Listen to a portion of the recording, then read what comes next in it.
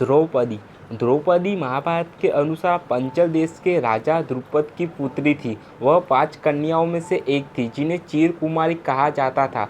कुष्णनी या यजस्विनी महाभारती शरयत थी, पचाली, अग्निसूता आदि अन्य नामों से भी विख्यात थी। वह पांडु पुत्रों की भयौता हुई। द्रौपदी पूर्व जन्म मुदल ऋषि की पत्नी थी। उनका नाम मुदलानी इंद्रसेना था। उनकी पति की अल्पायु में मृत्यु उपरांत उसने पति पाने की कामना से तपस्या की। भगवान शंकर ने पसंद होकर उसे वर देने की इच्छा की। उसने भगवान शंकर से 5 बार कहा कि वह सवर्ण पति चाहती है, जो सर्वोच्च धर्मवान, सबसे सुंदर, बलशाली, सर्वश्रेष्ठ धनुर्धर, सर्वश्रेष्ठ तलवारविद्या निपुण हो। तब भगवान शंकर ने कहा कि अगले जन्म में उसे 5 गुणों से भरा पति मिलेगा, क्योंकि उसने पति पाने की कामना 5 बार दोहराई थी। सारे गुण एक और यह सवर्ण गुण 17 एक संभव ही नहीं है।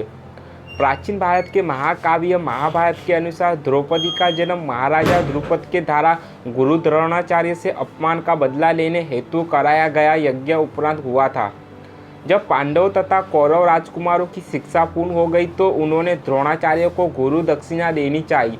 द्रोणाचार्य को द्रुपद के द्वारा किए गए अपने अपमान का स्मरण हुआ और उन्होंने राजकुमारों से कहा, राजकुमारों, यदि तुम गुरु दक्षिणा देना ही चाहते हो तो पंचल नरेश द्रुपद को बंदी बनाकर मेरे समक्ष प्रस्तुत करो, यही तुम लोगों की गुरु दक्षिणा होगी। गुरुदेव के इस प्रकार कहने पर समस्त राजकुमार अपने अस्त्र शस्त्र लेकर पंचाल देश की ओर चले। पंचाल पहुंचने पर अर्जुन ने द्रोणाचार्य से कहा, गुरुदेव, आप पहले कौरव को राजा द्रुपद से युद्ध करने की आज्ञा दीजिए। यदि वे द्रुपद को बंदी बनाने में असफल रहे तो हम पांडव युद्ध करेंगे। गुरु की आज्ञा मिलने पर दुर्योधन के नेतृत्व में कौरवों ने पंचाल पर आक्रमण कर दिया। दोनों पक्षों में मध्य भयंकर युद्ध होने लगा, किंतु अंत में कौरव परास्त होकर भाग निकले। कौरव को पलायन करते देख पांडवों ने आक्रमण आरंभ कर दिया। भीमसेना तथा अर्जुन के पराक्रम के समक्ष पंचल नरेश की सेना हार गई।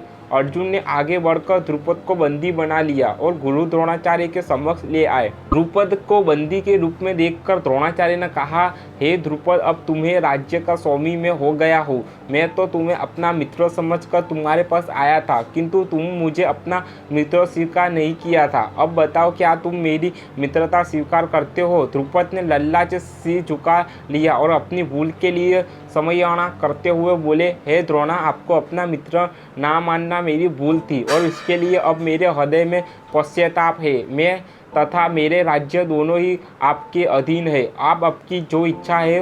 द्रोणाचार्य ने कहा, तुमने कहा था कि मित्रता सम्मान वर्ग के लोगों में होती है। अंततः तुमसे बराबरी का मित्र भाव रखने के लिए तुम्हें तुम्हारा आधा राज्य लौटा रहा हूँ। इतना कहकर द्रोणाचार्य ने गंगा नदी के दक्षिणी तट का राज्य द्रुपद को सौंप दिया और शेष को स्वयं रख लिया। गुरु द्रोण से पराजित होने के उपरांत महाराज उपरद अत्यंत लज्जित हुए और उन्हें किसी प्रकार से नीचा दिखाने का उपनय सोचने लगे। इसी चिंता के बारे में घूमते हुए कल्याणी नगर की ब्राह्मणों की बस्ती में जा पहुँचे। वहाँ उनकी भेंट याज तथा उपयाज नाम महान कर्मकांडी ब्राह्मण भाइयों से हुई। राज द्रुपद ने उनकी सेवा करके उन्हें प्रस्ताव कर लिया। वह उनसे द्रोणाचार्य के मरने का उपाय पूछा। उनके पूछने पर बड़े भाई याद ने कहा, इसके लिए आप एक विशाल यज्ञ का आयोजन करके अग्निदेव को प्रस्ताव कीजिए, जिसकी वे आपको भी महान बलशाली पुत्रों का वरदान देंगे। महाराज ने यज्ञ करा। उपयाज से उनके कहे अनुसार यज्ञ करवाया।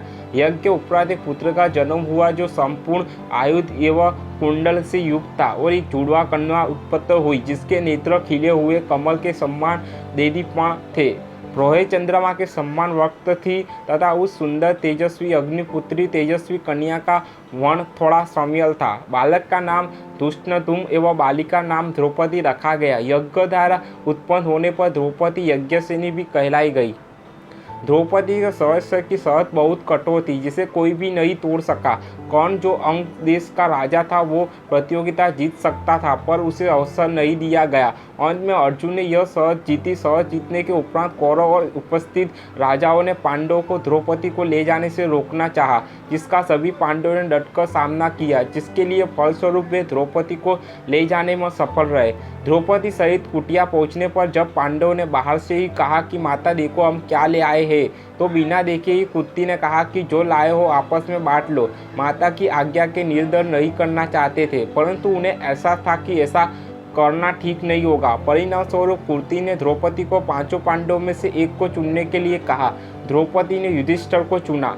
परिग्रहण संस्करण के लिए जब कुंती समेत पांडवों ने पंचाल नरेश द्रुपद के पास जाकर सारा वृत्तांत सुनाया, तब ऋषि ने द्रौपदी के पूर्व जन्म की कथा सुनाई, जिसके उपरांत द्रुपद ने औपचारिक रूप से पांचों पांडवों के साथ द्रौपदी का परिग्रहण संस्कार समाप्त किया।